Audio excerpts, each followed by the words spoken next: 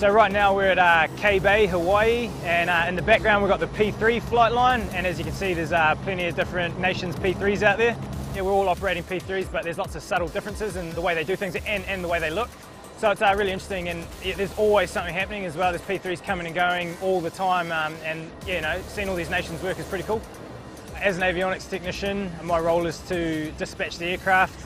We have to check things like oxygen levels, the radar desiccant, our MX-20 turret, we make sure that's nice and clean and the humidity levels aren't getting too high on that.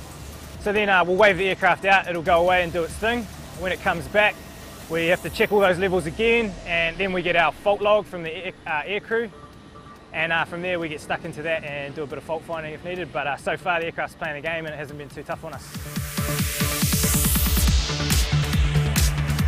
Yeah, the hours we're doing, they're different to at home for sure, because it's not a simple day shift, night shift where you tag over. So every time the aircraft gets back, we need to get it up to speed and have it ready for us to come back in the morning or at night, whenever it is, to put it out again.